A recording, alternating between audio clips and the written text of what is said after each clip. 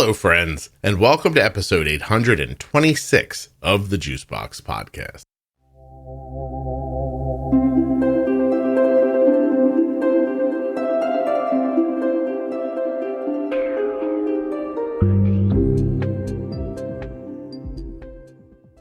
Hey, in this episode of Defining Diabetes, Jenny Smith and I are going to define Meet the Need.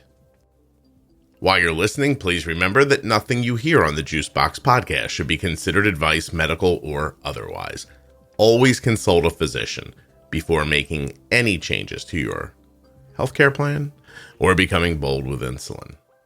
If you're enjoying Jenny and you'd like to hire her, you can. She works at integrateddiabetes.com. Are you a U.S. citizen who has type 1 diabetes or is the caregiver of someone with type 1? Please go to t1dexchange.org/juicebox and fill out the survey. When you complete the survey, you have helped somebody living with diabetes, you're moving diabetes research forward, and you may just help yourself. t1dexchange.org/juicebox. I have an unprecedented amount of time before the music stops. Let me just tell you, thank you for listening to the show, and if you're really enjoying it, leave a beautiful 5-star review and a rating wherever you listen. Great reviews help other people to find the show.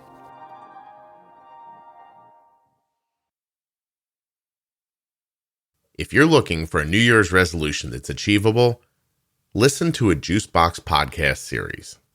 If you're newly diagnosed, find the Bold Beginnings series. Trying to understand what all these words mean? Defining Diabetes has over 50 episodes at this point. You're listening to one right now. And if you're really ready to dig in, the Diabetes Pro Tip series is the way to go. You can subscribe or follow the show for free on Apple Podcasts, Spotify, Amazon Music, or wherever you get your audio, even Audible. Melissa says, Pro Tip series set us on our desired path from the very beginning, from a 12.9 A1C at diagnosis to a 5.2 in 1 year with no honeymoon. You can find these series and more at juiceboxpodcast.com, right at the top in the menu, or you can go in the audio app you're listening in and just do a search, Juicebox Podcast, Bold Beginnings, Defining Diabetes, Diabetes Pro Tip, or how about the Diabetes Variables series? You think you know what's impacting your blood sugar? Maybe you don't completely understand. The Diabetes Variables series will help you too. There's a mental wellness series, Defining Thyroid, a collection of episodes about algorithm pumping, and don't forget the After Dark series where people tell stories that most won't share. And finally, if you're looking for support or community, the Juicebox Podcast private Facebook group is absolutely free, has over 32,000 members, and is just waiting there for you. So much good information. You can dive in and talk or just kind of sit back and watch. Whatever you need, that group has it. This episode of the Juicebox Podcast is sponsored by Omnipod, makers of the Omnipod 5 and Omnipod DASH. Learn more and get started today at omnipod.com/juicebox. You may be eligible for a free 30-day trial of the Omnipod DASH. Hey, Jenny, how are you? I'm good. How are you, Scott? I'm excellent. I'm excited to be here with you today to define, I think, a phrase I made up, but it's still an idea that everybody needs to know about. Meet the need. Did I make up those words? I would expect that you did. Okay. All right.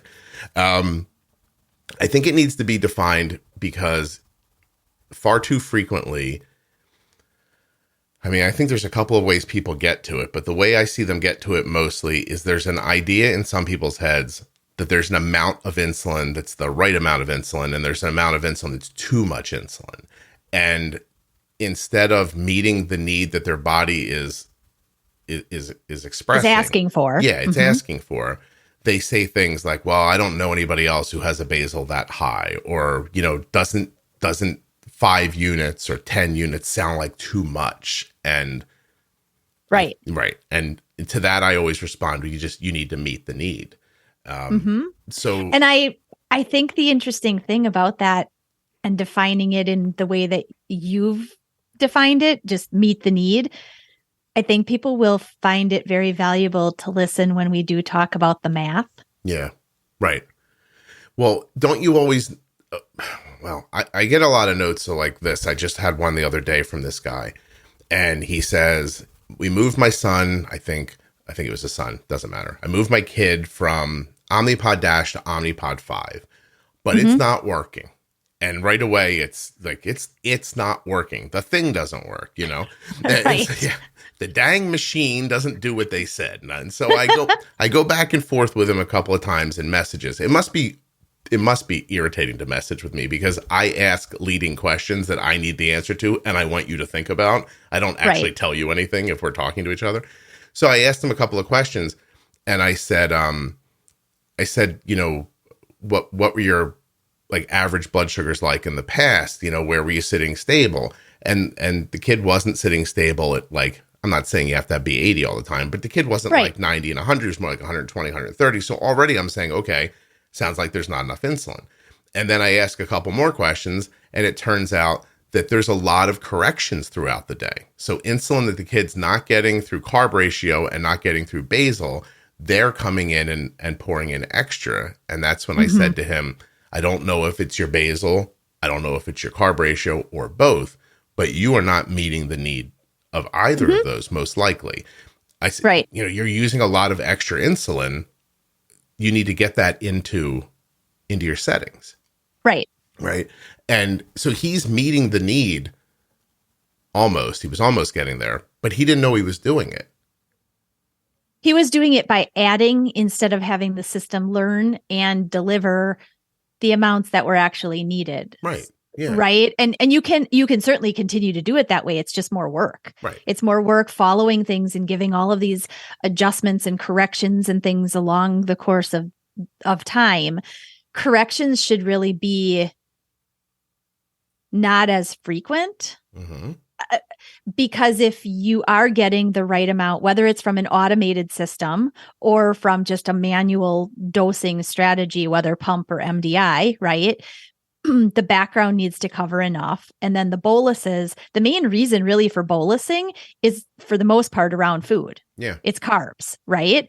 So if that is keeping your glucose in the target range that you are aiming for, then your bolus is meeting your need because you shouldn't after that have to add a heck of a lot or any correction to get that bolus to bring you back to your target. Yeah.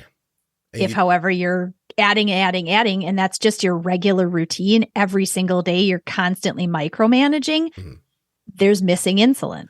And I think a lot of people find themselves in this position where they're like, well, I don't know. I made my basal 0.95 because, you know, 1.1, like, oh, I can't believe my basal's over 1 unit an hour. Like it's not ego, but it's this idea of like, it's embarrassment maybe. Like, oh, I use too much insulin. You're not using, if it's 1.1 an hour, it's 1.1 an hour. It's not too much insulin.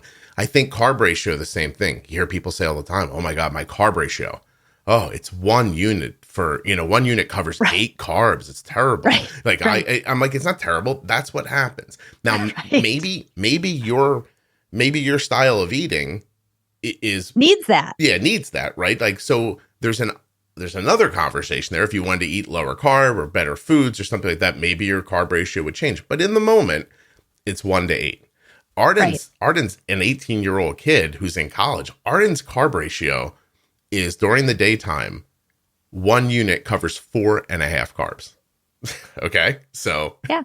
And there are still times where I'm like, oh geez, that wasn't enough. We need more. I'm not embarrassed by it. Because why? Because Arden's A1C, even when she went away to college, was in the low 6s. And she and so we're meeting her need. Now, same thing with basal, same thing with everything, your carb ratio, your adjustments, but it can also, I also think of meet the need in what I guess would be 180 degrees different way. Meaning, if you're low all the time, you're not meeting the need, you're exceeding the need. Correct. Right? So in my mind, I haven't said this in a long time, probably since we made the Pro Tip series, but in my mind, I think of a stable line on a graph as possible. If your basal is right, you can keep stable. There are other variables that are going to try to derail you and you may not keep stable, but there is theoretically out there an amount of insulin, minute to minute, hour to hour, that would keep you stable, whether you were sitting, standing, running, eating a cheeseburger, or having whatever Jenny eats. I mean, whatever healthy thing she eats, right? I don't even know how to guess at what Jenny eats. And she's told me what she eats, and I still can't guess. Strawberries. My chia pudding. Yeah, exactly. So no matter what you're doing. All right, listen. If you're managing yourself as an adult or a child or anywhere in between, if you're managing this insulin thing with an insulin pump, or you're doing MDI, or you're just looking for things to be easier, I think you should check out the Omnipod 5. Omnipod 5 talks to your CGM, and it sees your blood sugar rising or falling, and it makes adjustments to your insulin automatically. An algorithm-based pump that's trying its best to keep you stable. It's amazing. The technology is insane, and if you're struggling or just want to step back a little bit, Omnipod 5 really could be the way to go for you. You can learn more at omnipod.com/juicebox. Now, if you don't want automation, you can still get tubeless wireless with Omnipod with the Omnipod DASH. And as a matter of fact, you may be eligible for a free 30-day trial of the Omnipod DASH, and that is something you can find out at my link, omnipod.com/juicebox. Omnipod 5 is the only tubeless automated insulin delivery system that integrates with the Dexcom G6 CGM, and it uses Smart Adjust technology to automatically adjust your insulin delivery every 5 minutes, which helps to protect you against highs and lows without multiple daily injections. For full safety, risk information, and free trial terms and conditions, you can also visit my link, omnipod.com/juicebox. My daughter's been using an Omnipod every day since she was 4 years old. I think you're going to love it. Now, is it possible for you to do that manually? It's obviously would take most of your life. But with these algorithms, getting better and more plentiful, we're all going to be in that situation someday, where you're going to have stable lines that are lower. You're going to have some spikes around missed meals, and maybe you'll exercise and get low. But for the most part, the stability away from variables is going to be something else, because that algorithm is constantly meeting and re-meeting the changing need no matter which way it goes. So can you do that on your own? You can. I did it for years. It was a lot of work, but it was doable. And to be honest, I found a rhythm with it, and it at some point became less work than you might think. Anyway, there's an amount of insulin you need, and don't be embarrassed by it, and just do it. And don't continue to look at low blood sugars over and over again and go, I don't know what's happening. Nor high blood sugars. I mean, when you talk about stability, I think it also requires you to talk about, where are you looking to stay stable? Because as you say, basal alone should hold you stable when there's nothing else in the picture, whether it's food or stress or exercise or illness or whatever it might be. Your basal should hold you pretty stable if it's at the right dose. Yeah. And that stability, again, should be where you want to be sitting. If you want to be sitting at a 90 blood sugar, your last bolus should let you sit there, and basal should carry you on as many hours at that 90 to 100 place as you want to be. Again, if you're running, I'm comfortable at 120, okay, then your It'll be a basal little should less. Yeah. hold you there at 120, right? Yeah. And you might need 40 units of basal insulin to hold you at 120, where somebody else at 120 only needs 18 units of basal insulin. Right. Again, so you have to meet your need. Yes. Right. And don't match yourself to anyone else. It's going to be different for you. Your variables are different. Arden is a different person when she's home from college than she is when she's more active at college. She's up on a schedule. She, here last night, for the love of God, I think she went to bed at 5:00 in the morning. I think I walked in there and I went, what are you doing? I know you're 18, but you still need sleep. What are you doing? She goes, wake me up tomorrow at 10. I was like, how do you think that's going to happen? That's not going to happen. At 10 o'clock, I'm like, Arden, get up. Arden. I'm like, okay, take another hour. But yeah, I mean, it's very important. It's very important technically, meet the need, And it's very important emotionally. And and you got to just find a way to let yourself go.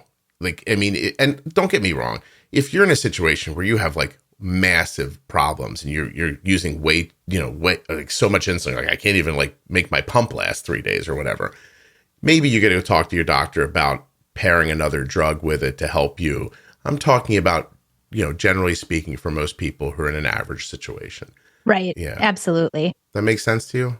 Is that Yes. a good talk around that? Because it's very important, but it's without context in the diabetes world. Like if you don't listen to this podcast, very few people are going to talk to you like this, Absolutely. Oh, absolutely. Yeah. Most people don't even understand. They don't understand the variable nature of insulin at all. It's the reason that most people are like, oh, you're on a pump. That just does it all, right? Magic pump. Well, listen, even with, I paid specific attention to Arden's stuff overnight because we just switched her to a different version of Loop. And so I wanted to just, making sure everything's going the way I expect. And you can see overnight that even though you say to, you're telling the Loop, like, look, this is your insulin sensitivity and this is your basal rate. But the Loop still for many hours overnight is like, yeah, I'm just going to give you half that basal or a third of it or 2/3 of it. Or, oh, God, I took too much away. I need to add back. Yeah, here's 120% of it. Like, right. you're giving it this leeway to drive it's self-driving. I'm always talking about like, keep it in the lines. This is just the self-driving thing that sees the line on its own and goes, ooh, and then just rolls back. Oh my God, right. It's exactly the same thing. How did that never occur to me? Yes, it is. It's kind of like the bumpers on like bowling, right? Yeah. It is. Right. It's like, okay, you got to go back this way now. Oh, nope, let's move you back this way. And in the bumping and nudging episodes, that's exactly what I'm talking about. It's kind of manually bumping yourself off the lines on the road. And an algorithm is just seeing the line coming and bumping itself back. Yep. It's got a predictive nature to it, so it can watch further out from where you currently are. Yeah. So meet the need no matter what system you're using. And, inevitably I might get a note for size like, you don't talk about MDI. It's the same thing. It's just, you're putting all of your insulin in for basal at one time instead of it being spread out. Sure, you don't have the ability to take away 0.5 an hour, or something like that, which would maybe be helpful, but you're going to find an amount of injected basal insulin that does the job as well as you can get it. And then you're going to have to make adjustments with your meals and corrections. Correct. That's all. Absolutely. Yeah. And that's why, one of the only places that we really recommend if you were going to look at your dose in your MDI is really to look at your overnight to see what is your basal holding you overnight. Is it, when you go to bed, you start at a number, does it hold you there until you wake up the next morning? And if it does, but the number was higher than you wanted, it's not necessarily the basal. It's where your last bolus left you off. The basal just kept you there. So in that circumstance, it might not be that you have to take more basal. It might actually be that your bolus needs to be different. Yeah. Okay. So, well, I appreciate you doing this one with me. Thank you very much. Of course. Excellent.